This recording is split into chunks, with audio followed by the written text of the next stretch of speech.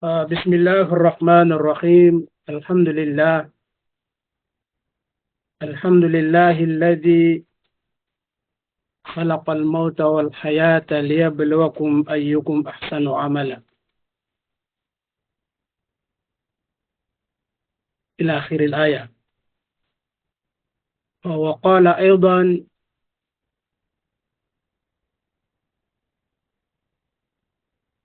يا أيها الذين آمنوا اتقوا الله ولتنظر نفس ما قدمت لغد إلى آخر الآية.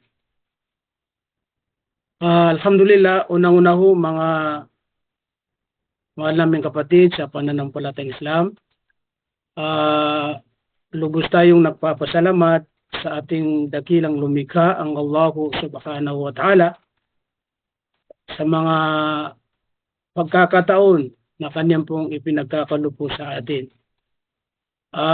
Katulad po ngayon, tayo po ay umabot sa gabing ito o sa oras na ito na tayo ay malusog, maganda ang pakiramdam, kasi kung halimbawa mayroon tayong pakiramdam o hindi magandang ating pakiramdam, maari po na hindi po tayo makadalo ngayon. Maari po na hindi tayo makasama sa programang ito. So, yala pa rin ang nagbibigay po ng lahat. Opo. Wala po tayong kakayahan, wala po tayong kapangyarihan, wala po tayong kalakasan maliban lamang po sa pahintulot ng Allah subhanahu wa ta'ala. Pangalawa, nagpapasalamat tayo sa dakilang lumikha dahil binibigay po tayo ng pahintulot na nakakapagbigay ng kahit may kilang oras, kasi hindi naman tumatagal. Opo, bali nasabi po natin kanina na hindi po abot ng isang oras ay hinto po tayo. Kaya iniling natin sa Allah subhanahu wa ta'ala na maging dalisay tayo, maging ikhlas po tayo. Nawala po tayong ibang layunin malibang lamang na para lamang kay Allah subhanahu wa ta'ala.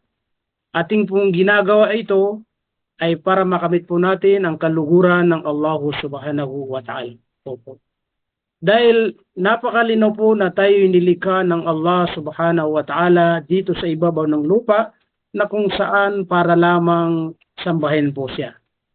Wala pong dahilan kung bakit po tayo nandito, kundi para sambahin lamang si Allah subhanahu wa ta'ala.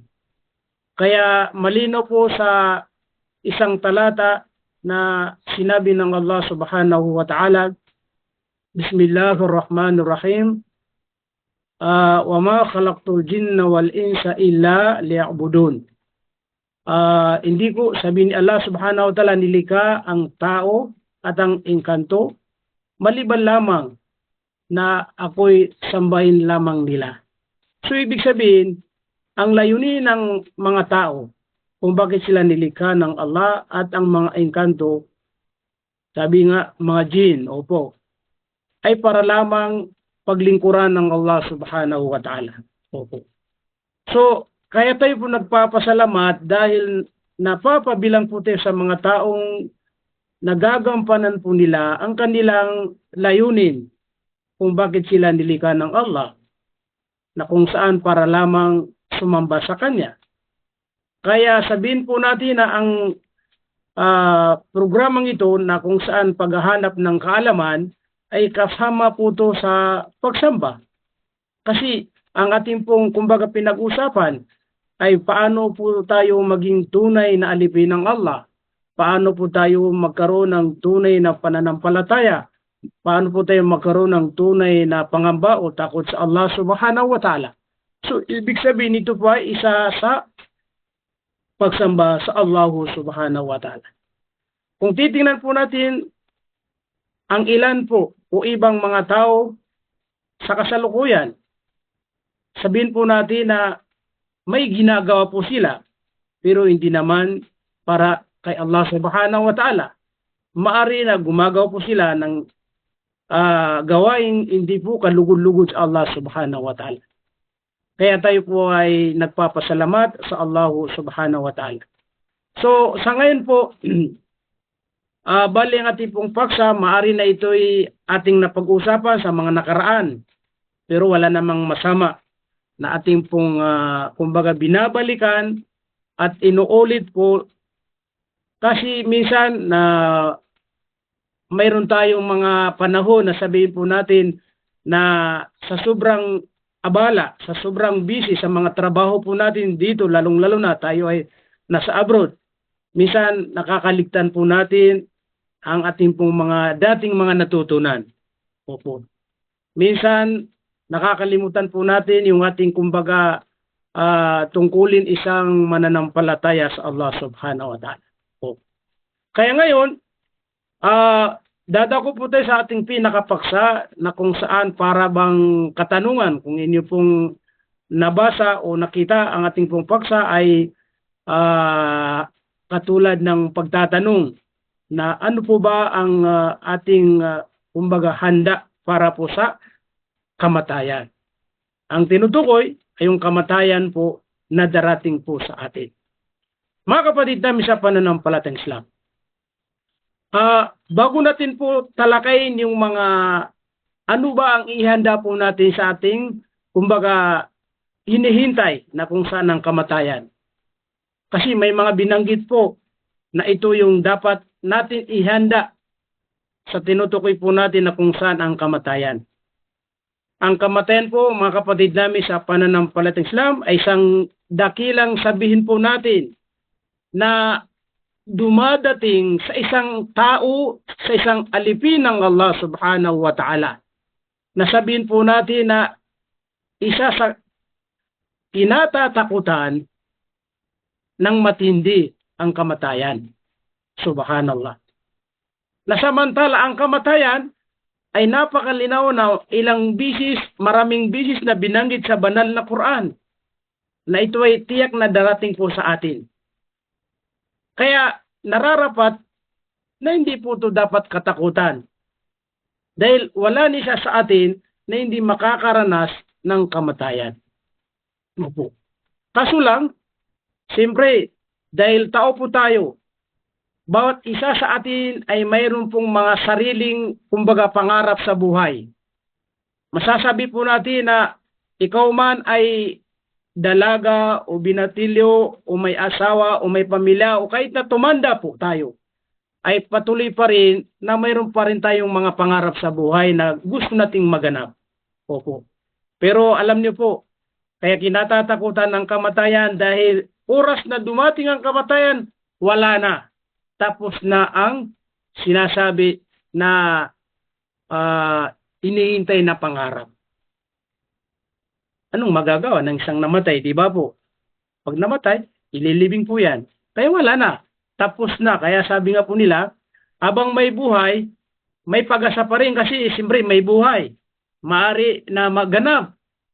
Makuha po natin yung ating pangarap, di ba? Pero pag dumating na ang kamatayan, wala na.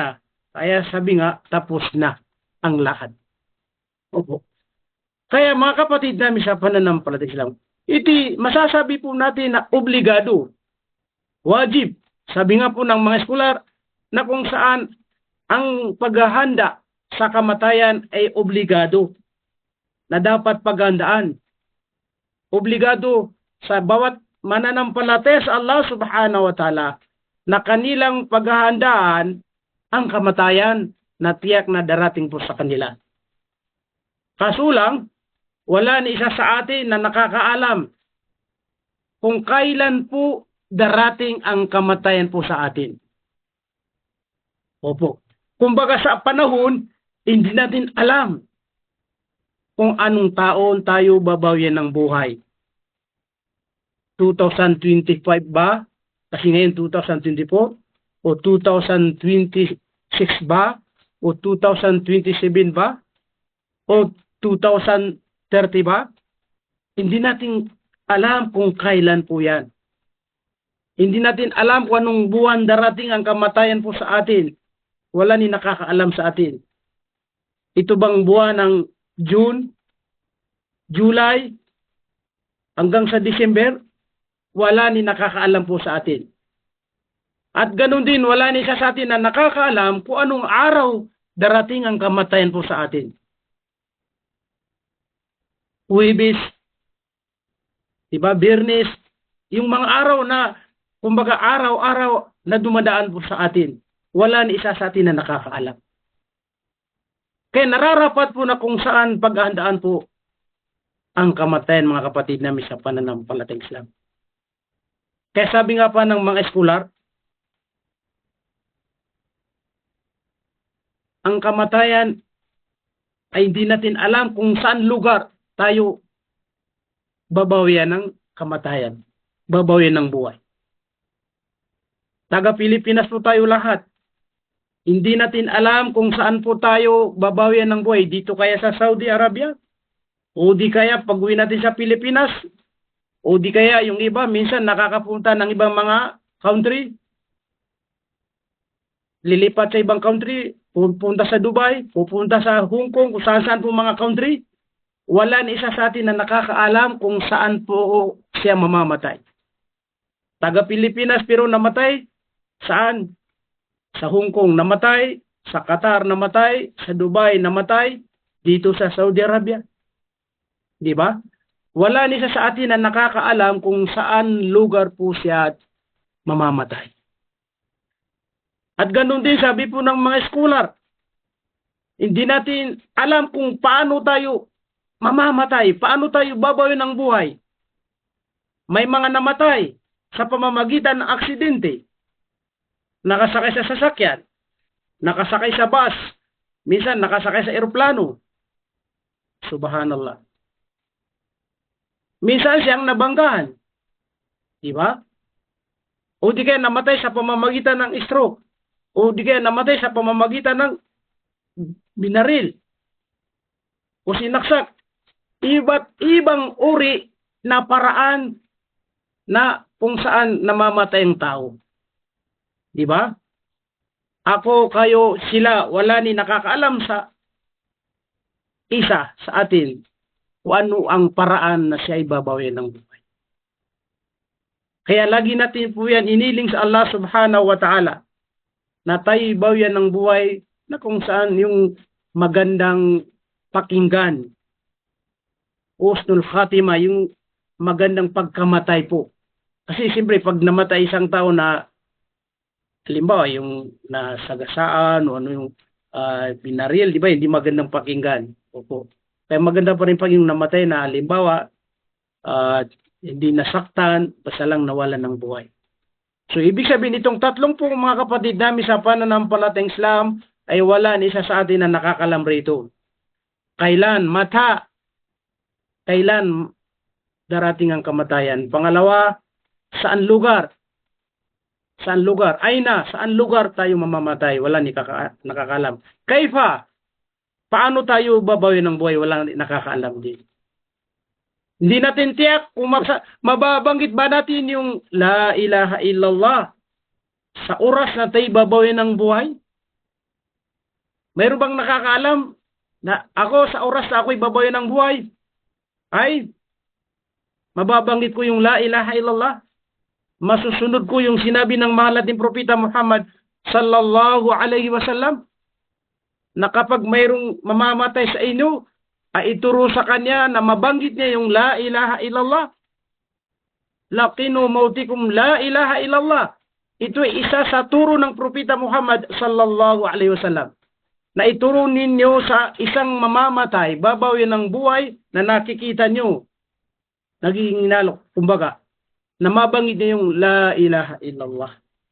Dahil sa isa sa ipinangako ng mahal nating propeta Muhammad sallallahu alaihi wasallam na kung sino man ang makabanggit ng La ilaha illallah sa huling buhay niya, siya papasok sa paraiso. Man kana akhiru kalamihi La ilaha illallah dakhala al-jannah.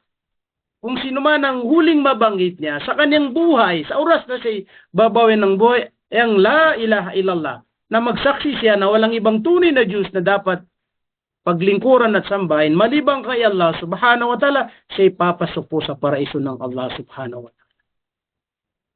Kaya kabilang po yan sa ating hinihiling sa Allah subhanahu wa ta'ala. Na tayo ibawyan ng buhay, na mabanggit po natin yung La ilaha illallah. Mga kapatid namin sa pananampalatayang Islam. Ang kamatayan ay sa ito sa kumbaga tinatakasan, nilalayuan ng bawat tao kasi gusto ng tao ay hindi po siya mamamatay. Yun ang pinakagusto niya. Kung madadagdagan pa, madudugtungan pa kanyang buhay, ay gusto niya yun. Kaya bakit tayo nag-hospital? Bakit po tayo kuminom ng gamot? Bakit po tayo kumakain?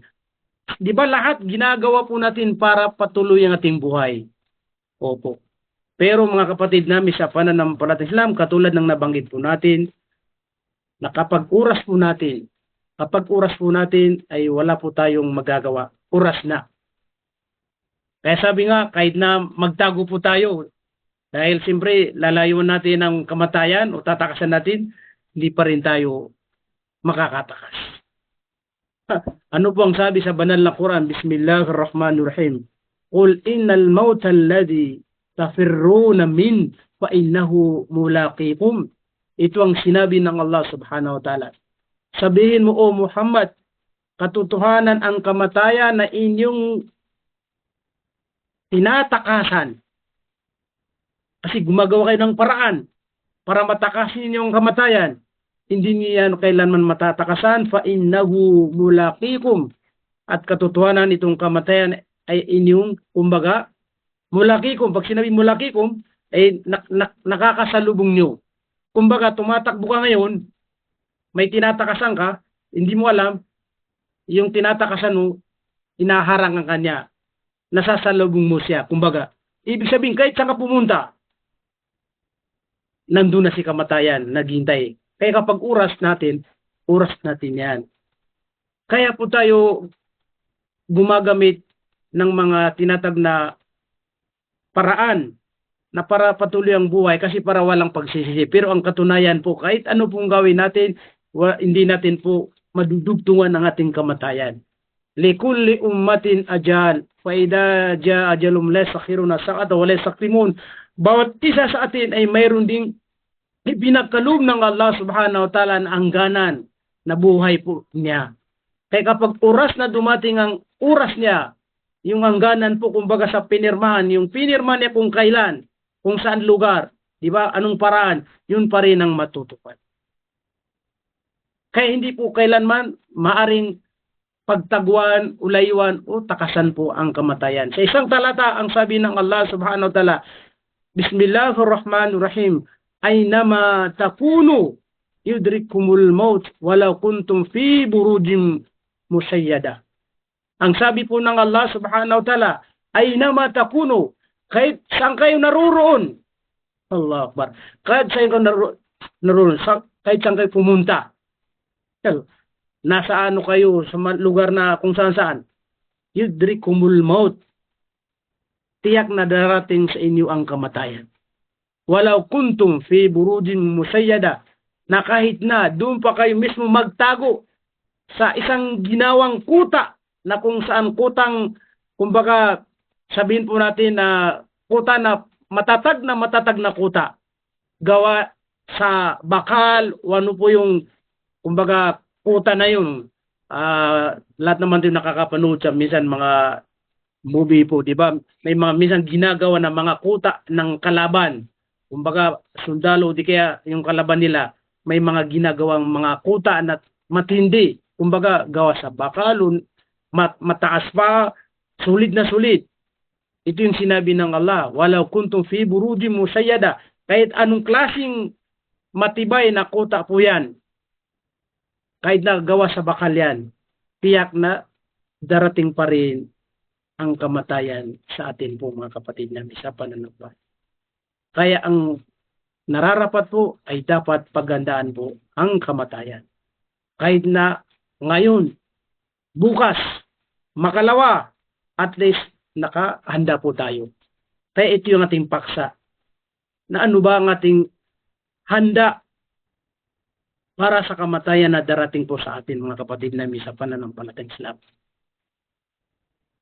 Kaya yung sinabi natin kanina na salita ng Allah subhanahu wa ta'ala na sa kahulugan, o kayong mga mananampalataya sa Allah subhanahu wa ta'ala, matakot kayo sa Allah, mangamba kayo sa Allah subhanahu wa ta'ala, wal tandur nafsu ma qaddamat lighat, at tingnan ninyo ang inyong mga sarili kung ano ang kanyang mga nagawa na kung saan para sa kinaumagahan o para kinabukasan ang tinutukoy po para sa darating na kamatayan po sa atin. Yun ang sabi po ng Allah subhanahu wa ta'ala. Tingnan po natin bilang mananampalataya sa Kanya kung ano ang ating mga nagawa bilang paghahanda sa tinatawag na kamatayan na darating po sa ating mga kapatid namin sa pananampalataya. Kayo, ako, ang nakakaalam lamang kung ano ang ating pong mga nagawa. Kaya di ba yung isang hadith ng Propeta Muhammad sallallahu alaihi wasallam na ang matalino, scientist na tao, napakagaling, ay yaong taong pinaghahandaan niya, pinigilan niya kanyang sarili sa paggawa ng masama at pinaghahandaan niya ang kamatayan na darating sa kanya sa pamamagitan ng paggawa ng mga mabubuting gawa. Al-kaysu man dana nafsah wa amila lima ba'dal maut. Ang taong matalino, sabi ng Propeta Muhammad sallallahu alaihi wasallam, hindi tinutukoy ni Propeta ay yung mga engineer, yung mga accountant, yung mga attorney, wala pong binanggit na ganun, maliban lamang ang sabi ni Propeta na mga tunay na mga matatalino na mga tao ay yaong pinigilan niya ang kanyang sarili sa paggawa ng masama, pinigilan niya ang kanyang sarili sa paggawa ng mga pinagbabawal ng Allah subhanahu wa ta'ala, subalit siya ay naghahanda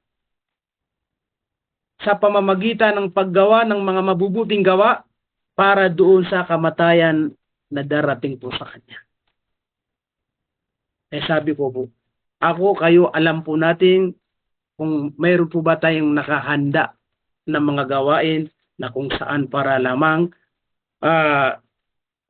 doon sa kamatayan na darating sa atin. Ang Propeta Muhammad sallallahu alaihi wasallam, isa sa kanyang sinabi, kun fi dunya ka'annaka gharib aw 'abirun sabil.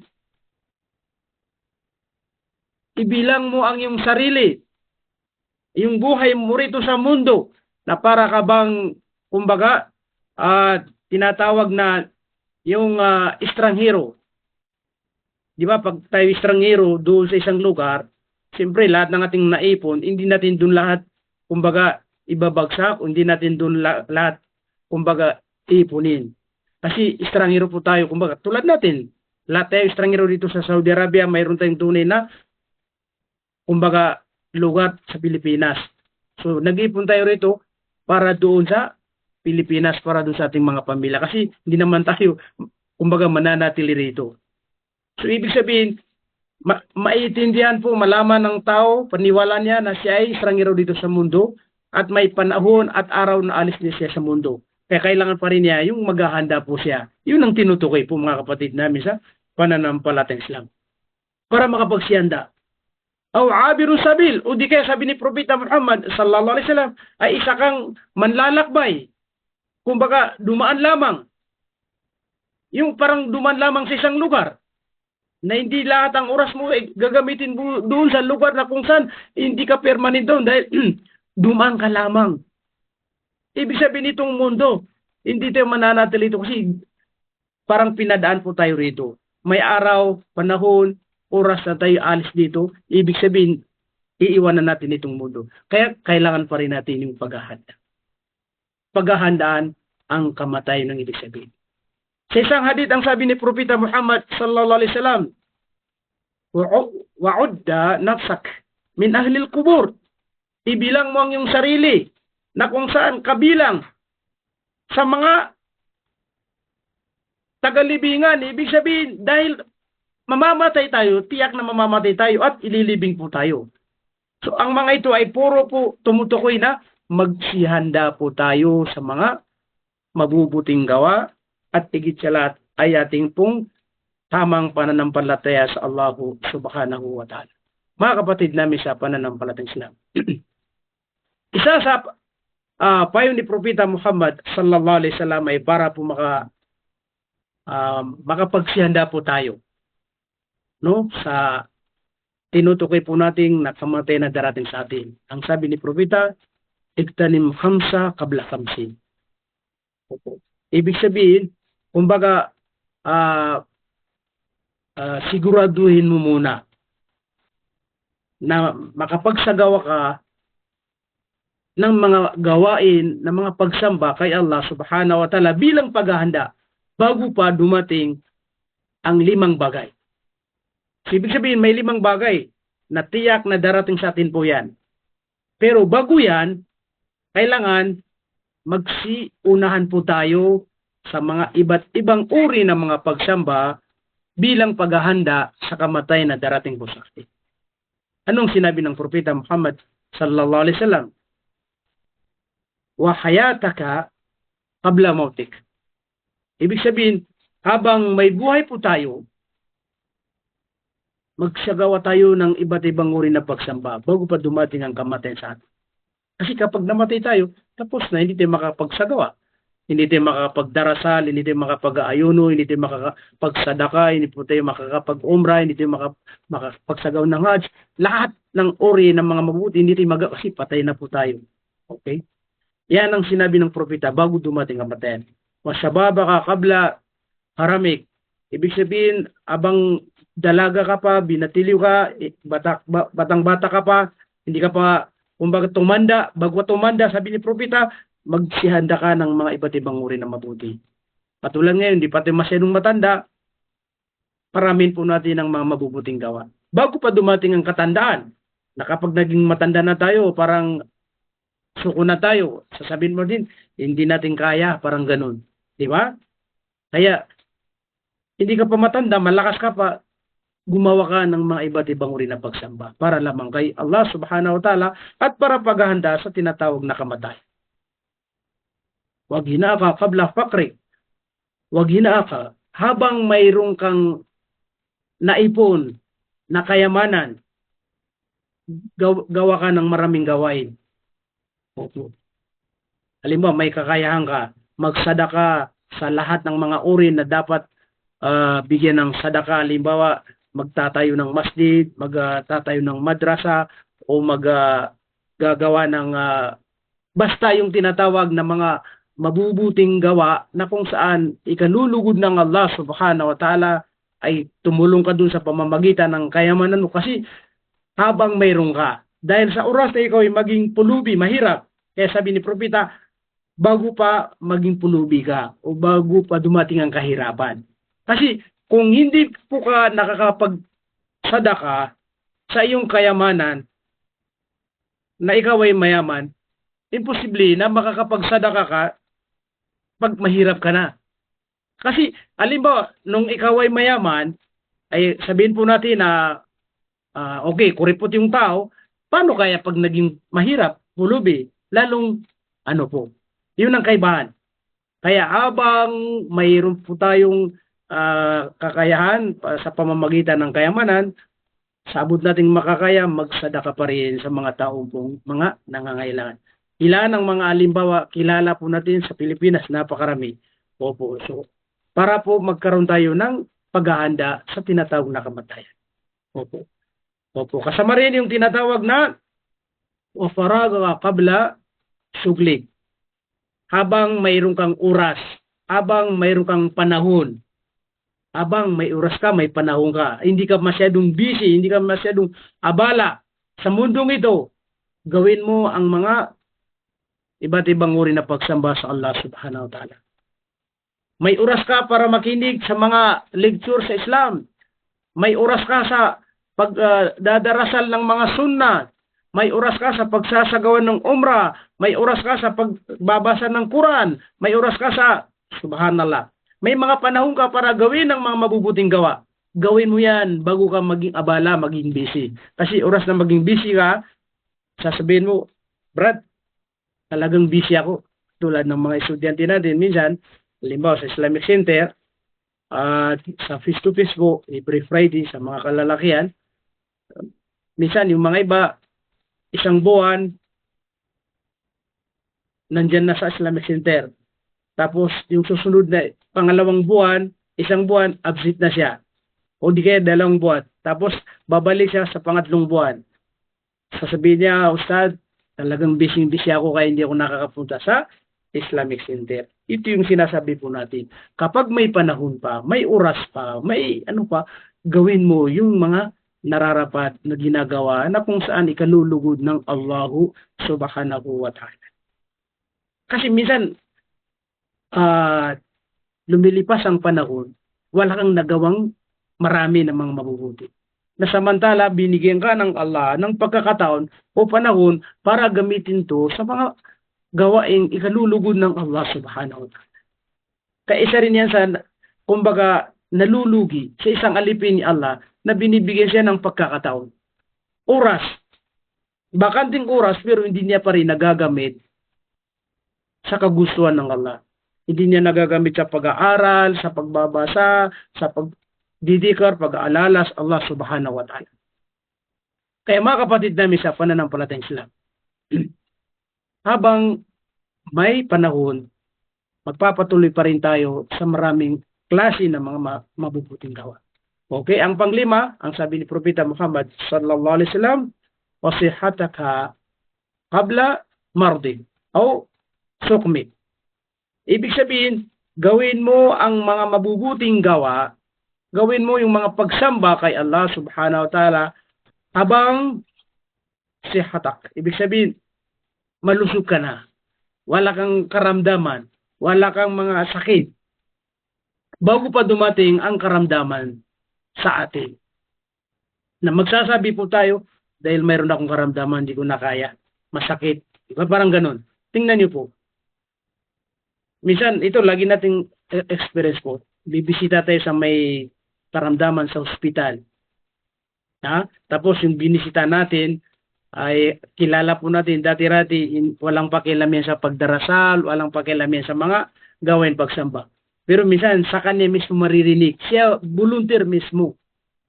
Sabi niya pagka gumaling ako, magpapatuloy ako, magbabalik po kay Allah subhanahu wa ta'ala, magdadarasal ako, magpapangako po siya.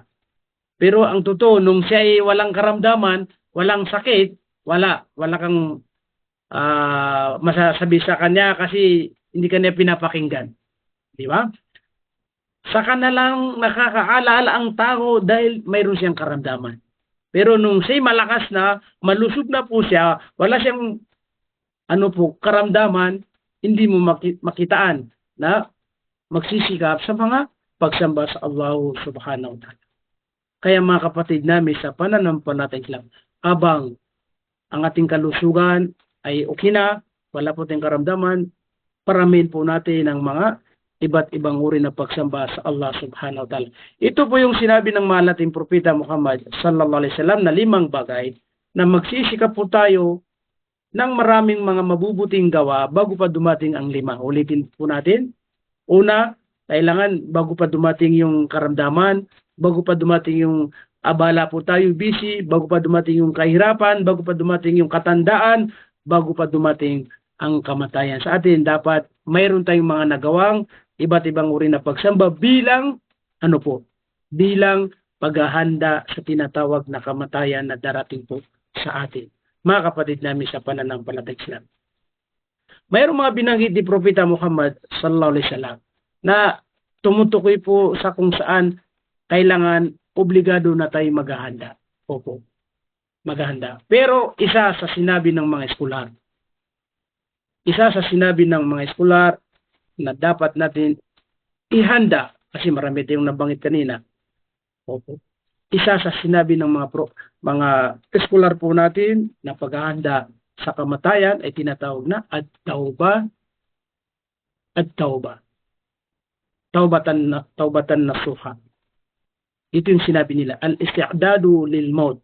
Kumbaga, ang paghahanda po sa kamatayan ay kailangan unang-una yung lagi po tayo nagtatauba. bitawba. Allah Akbar. Bakit tayo magtatawba? Bakit tayo magbabalik loob kay Allah subhanahu wa ta'ala? Araw-araw nagdadarasal po tayo. Di ba? Sa mga nagdadarasal. Dapat ang magtawba yung mga hindi nagdadarasal.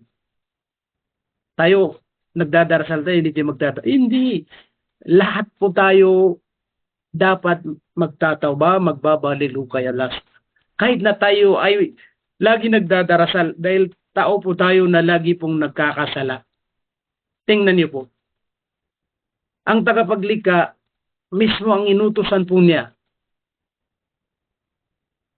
na magtawba, magbalik loob kay Allah subhanahu wa ta'ala ay ang mga mananampalataya. Diba? Kung inutusan ng Allah subhanahu wa ta'ala ang mga mananampalataya na lagi po sila nagbabalik loob kay Allah subhanahu wa ta'ala, di, ano pa kaya sa mga hindi mananampalataya? Ano pa kaya sa hindi mga naniniwala kay Allah subhanahu wa ta'ala? Di ba? Ibig sabihin noon, mananampalataya ka sa Allah, pero inutusan ka pa rin ng Allah, kahit nagdadarasal ka sa araw-araw, ay lagi kang magbabalik loob, magtatawba kay Allah subhanahu wa ta'ala. Kung ikaw ay inutusan ng mananampalataya, ano ang masasabi niyo sa mga hindi pa mananampalataya? Ano ang masasabi niyo sa hanggang ngayon hindi pa rin sila mga Muslim? Wala silang pakialam sa tunay na Diyos ang Allah subhanahu wa ta'ala.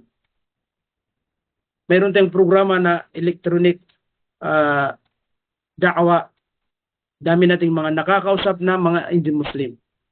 Kung magsalita sila talagang pag nabagit na pangalan ng Allah, sinuwang Allah yan. Wala kaming pakialam sa Allah yan. Tingnan niyo po. Mangmang ang tao sa tunay na paniniwala sa nag-isang tunay na Diyos ang Allah subhanahu. Iba pa rin ang kanyang pananaw, iba pa rin ang paniniwala. Kaya hanggang may buhay pa rin sila, huwag tayong mawala ng pag-asa kasi alam po natin, mayroon tayong mga kamag-anak. Mayroon tayong mga kakilala, kaibigan. Mari na, yung asawa po natin, mari yung mga anak natin, hindi pa rin sila mga Muslim. Kung tayo mismo na tumanggap ng Islam, tayo mismo na mga naniniwala sa Allah, ay pinag-uutusan tayo na lagi tayo nagbabalik loob kay Allah, humingi ng kapatawaran kay Allah subhanahu wa ta'ala, ano pa kaya sila, di ba? Kaya dalawang panalangin natin, una ang ating sarili na, ya Allah, sa aming mga kasalanan, ay patawarin niyo. Sa mga hindi mananampalataya, ang panalangin natin sa kanila, ya Allah, naway patnubayan mo sila, gabayan mo sila sa tamang landas, kasi hindi po pwede yung hindi mananampalataya sa Allah, hindi Muslim, na ipanalangin mo siya na patawaran ng Allah dahil siya nagtatambal. Musyrik po siya. Kapag musyrik, hindi po pinaintulutan sa Islam na ipanalangin natin na patawarin sila ni Allah. Kasi sa banal na Quran, ilang bis na sinabi ng Allah subhanahu wa ta'ala na hindi kailanman patatawarin ng Allah yaong mga musyrik, mga nagtatambal o naniniwala sa iba. Malibang kay Allah. Kaya ang ating panalangin sa kanila, ya Allah, naway patnubayan at gabay niyo sila bago sila bawin ng buhay. Tayo dahil nagbalik loob tayo kay Allah at naniniwala sa Kanya, kaya naghingi tayo ng kapatawaran sa Allah subhanahu. Tingnan niyo. Sinabi ng Allah subhanahu, ya ayyuhalladhina amanu, tubu ilallahi taubatan nasuha. O kayong mga mananampalataya, sabi ng Allah subhanahu wa ta'ala, tubu ilallah, magbalik loob kayo. Humingi kayo ng kapatawaran sa Allah subhanahu wa ta'ala ng tunay na pagbabalik loob sa Allah subhanahu wa ta'ala. Taubatan nasuha, yung talagang ganap na pagbabalik loob kay Allah subhanahu wa ta'ala. Mananampalataya tayo. Sa pangalawang talata, ang sabi ng Allah subhanahu wa ta'ala, وَتُوبُوا إِلَى اللَّهِ جَمِيعًا أَيُّهَا الْمُؤْمِنُونَ لَعَلَّكُمْ تُفْلِحُونَ. Magsibalik loob kayo sa Allah subhanahu wa ta'ala. Humingi kayo ng kapatawaran sa Allah subhanahu wa ta'ala. Lahat-lahat, jami'a. Lahat tayo. Ayyuhal mu'minun. O kayong mga mananampalataya. Binanggit ulit ng Allah na mga mananampalataya na naman. La'allakum tuflihun. Tiyak na kayo ay magsisitagumpay kapag kayo ay nagbalik loob kay Allah subhanahu wa ta'ala. Tiyak na kayo maliligtas sa kabilang buhay. Mga kapatid namin sa pananampalataya, wala ni isang perpekto po sa atin, wala ni isa sa atin na hindi makakapagsagawa ng kamalian. Lahat po tayo nagkakasala at nagkakamali. Innakum tukhti'una bil-laili wan-nahar, ana aghfiru dhunuba jami'a. Sabi ng Allah sa Hadithul Qudsi, katotohanan kayo ay nagkakasala sa araw at gabi. Araw-araw at gabi-gabi. Alam ni Allah, nagkakamali tayo sa araw at gabi. Araw-araw ibig sabihin. Ang sabi ng Allah, ana aghfiru dhunuba jami'a. Umingi kayo ng kapatawaran sa akin at aking patatawarin ang inyong kasalanan lahat-lahat. Sa isang hadith, ang sabi ng propeta sa kahulugan, lahat kayo nagkakamali, nagkakasala. Kulub ni Adam ay khataun, lahat ng mga angka ni Adam, anak ni Adam ay nagkakasala at nagkakamali. Ang pinakamainam sa nagkakamali at nagkakasala ay magbalik loob sila kay Allah subhanahu wa ta'ala. Ang pinakamainam sa mga nagkakasala, nagkakamali, magbalik loob sila kay Allah subhanahu wa ta'ala. Baliktarin mo, ang pinakamasama ay yung mga nagkakasala, nagkakamali na hindi nagbabalik loob kay Allah subhanahu wa ta'ala.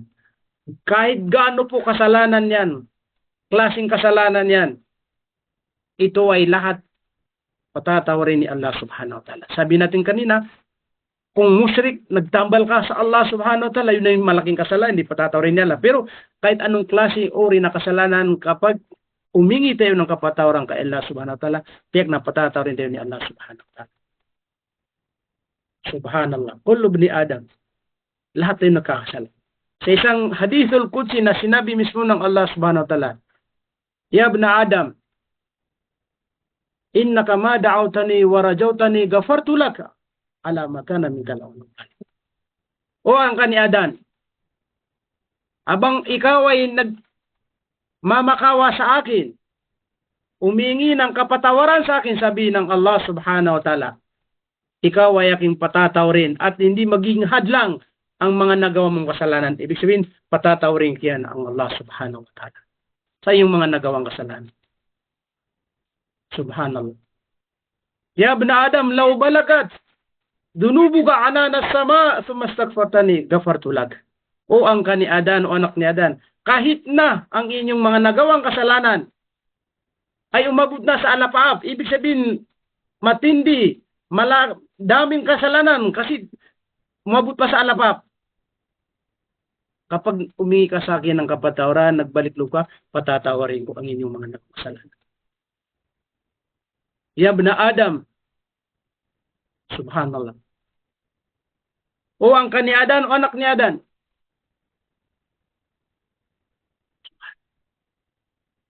kung ikaw ay dumating sa kabilang buhay na may dala-dala kang kasalanan na ang kasalanan na nagawa mo ay kasing laking itong mundo. Law ataytani bi qurabil ardi khataya thumma laqitani la tusyrik bi shay'a la ataytuka bi qurabi magfiratan.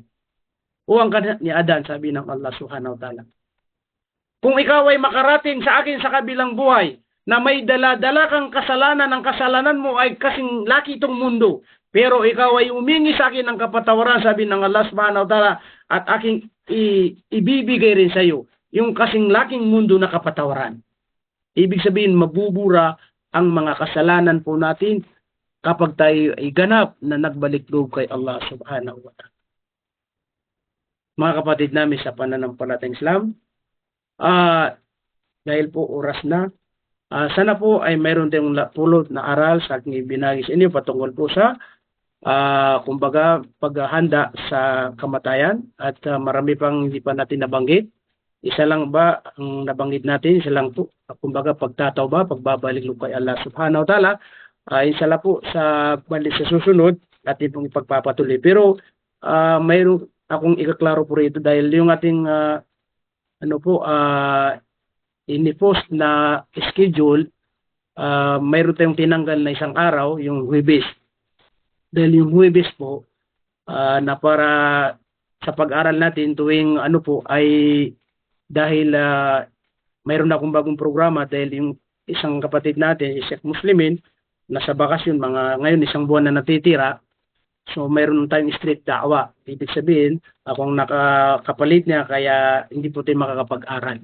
Pero itong every Sunday na kung saan ang ating pong permanent na subject ay Al-Aqida, tumatalaki pa rin sa Aqida kasi siyempre ang pinag-usapan ng pananampalataya sa Allah Subhanahu wa Ta'ala ay gagawin po nating alternate. Halimbawa ngayon, Aqida. Patulad ng ating pinag-usapan na related pa rin sa Aqida. Sa susunod po, dahil yung Huwebes po natin ay para sa fiqh, sa mga batas, bali sa next na Sunday, yun ang ipapalit natin na fiqh. Yung Huwebes dito natin ilalagay sa Sunday po. So ibig sabihin, alternate. Ngayon ay Aqida, sa susunod ay fiqh, inshallah. Sana po ay meron tayong napulot na aral sa aking ibinagi sa inyo.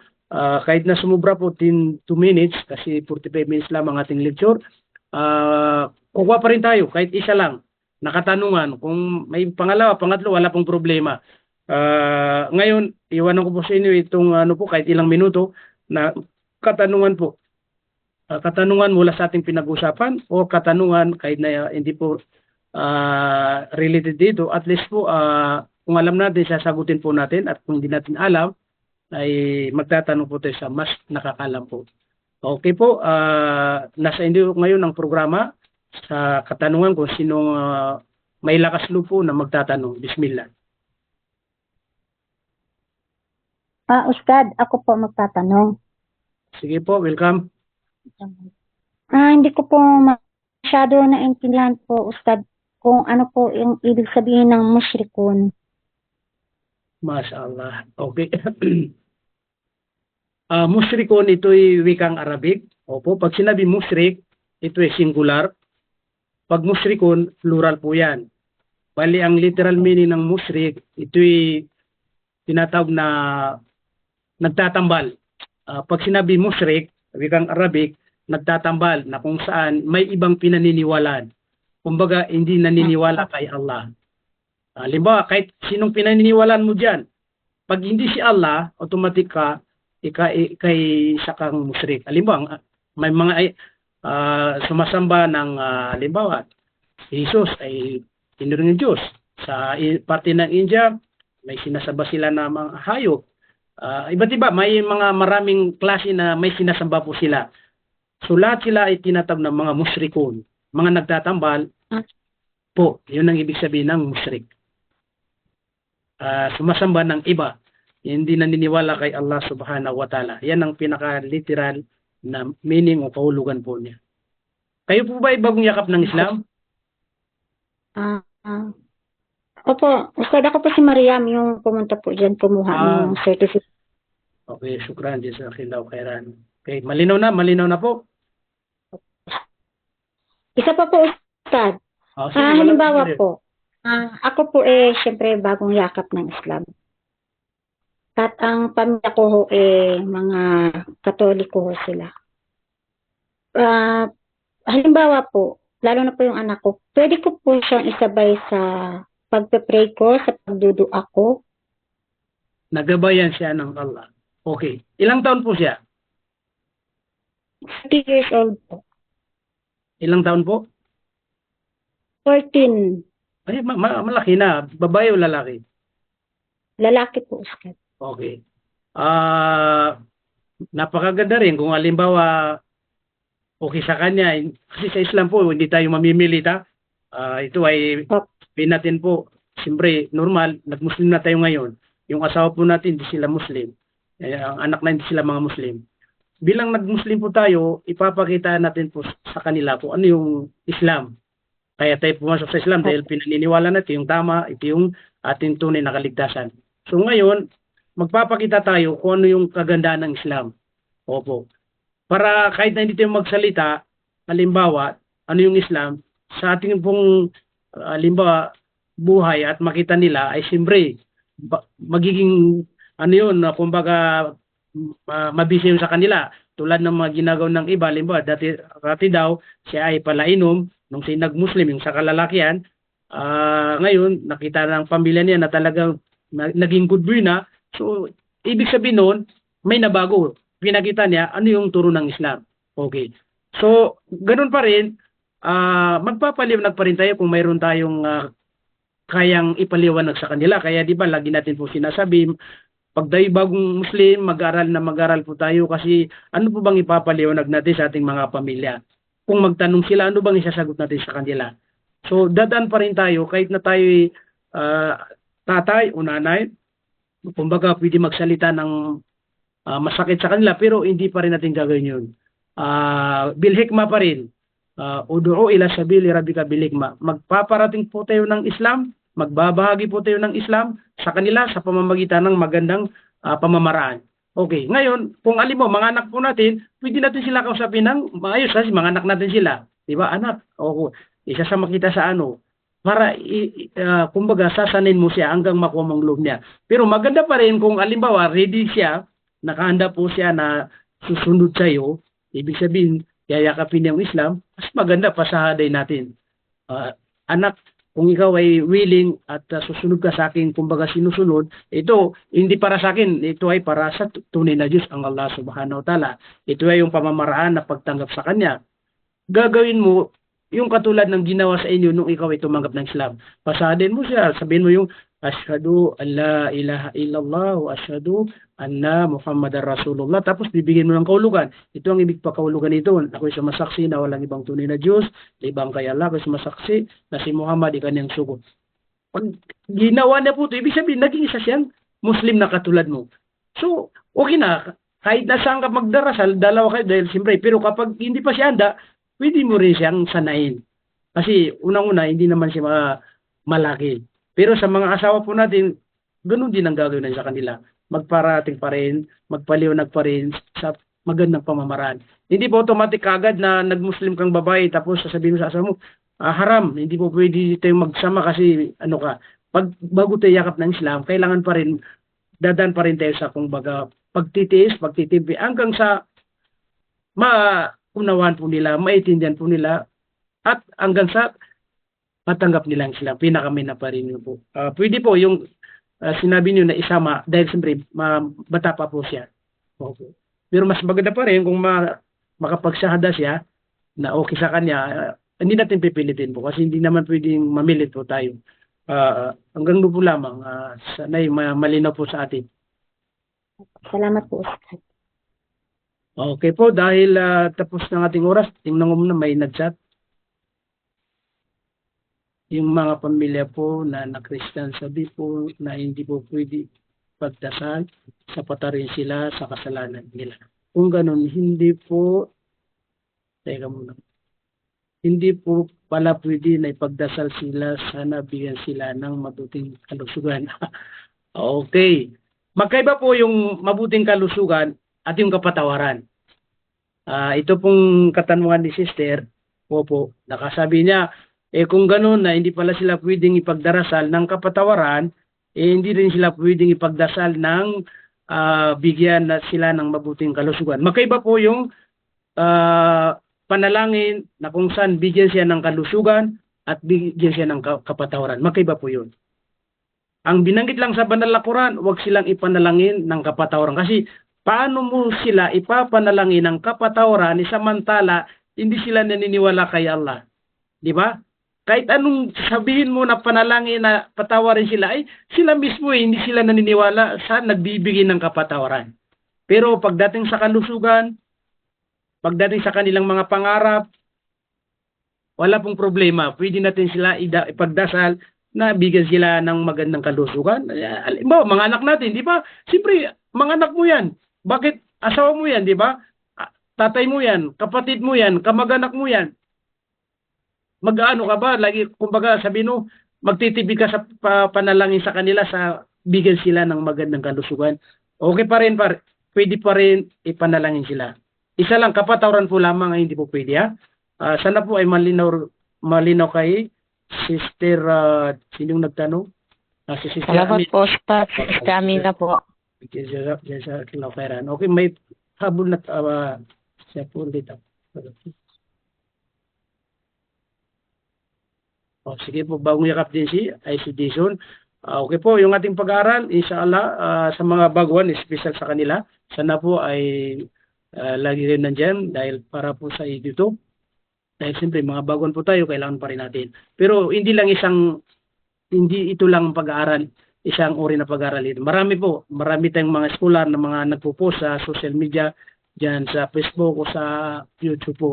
So, ang ibig sabihin, pag may time po tayo, may oras po tayo sa pag-aaral ng mga schedule, bakit hindi, di ba po? So, bukas po, yun, inshallah, ay Arabic po yun, inshallah. Tuloy pa rin yung Arabic, inshallah, bukas. Okay? Walang habol na katanungan para po makapagpahinga po tayo. Okay, so siguro wala. Kung may bagong maisip na katanungan, nandyan po yung ating group. Pwede kayo mag-chat kagad sa amin o di kaya ay private, wala pong problema. Sasagutin po natin kapag alam po natin at kapag hindi natin alam, magtatanong pa rin tayo sa mas nakakaalam po. Okay po, dahil po tapos ang ating oras, sumubra pa ng 12 minutes. Sana ay mayroon tayong napulot na aral sa aking ibinagi sa inyo. At maglayunin din tayo na ibahagi natin sa ating mga kakilala na mga Muslim din, inshallah, lalong-lalo na pag yung naipost natin sa YouTube o sa Facebook po para magkaroon din ng gantimpala at biyaya yung pag-share. Kasi minsan may mga magaling mag-share pero yung sinishare niya wala siyang magakamit na gantimpala. Alam ba, nag-share siya ng mga funny, mga katuwaan. Kaso lang walang gantimpala at biyaya. Maaari na magkasala pa doon kasi yung oras niya doon naubos pero walang saysay. Pero pagdating sa mga pang-Islamiko, minsan tinatamad na mag-share, di ba? Kaya pagdating sa pang-Islamiko, doon po tayo dapat malakas, magaling kasi sigurado na mayroon tayong makakabit na gantimpala habang may mga nanonood. Yun ang kagandahan po ng Islam. Habang may mga nakikinabang, lahat po tayo makikinabang na naging dahilan po. Okay po, inshallah po, bukas, magkita-kita tayo bukas. Sa mga beginner po doon tayo inshallah. Sana po ay ipagkaloob sa atin ng Allah ang kanyang kapatawaran, kaluguran, at bawian tayo ng buhay sa panahon na may tunay na takot tayo sa Allah subhanahu wa ta'ala at nalulugod sa atin ng Allah subhanahu wa ta'ala at nasa atin yung tunay na pananampalataya po sa Kanya at makapasok po tayo sa Kanyang paraiso. Hanggang dito po lamang. Subhanallah wa bihamdi, subhanakallah wa bihamdik. Nashhadu an la ilaha illa anta wa nastaghfiruka wa natubu ilaik bi rahmatika ya arhamar rahimin. Wassalamu alaikum warahmatullahi wabarakatuh. Sana po ay pagpalain kayo lahat. Nawa ni Allah subhanahu wa ta'ala. Jazakumullah khairan.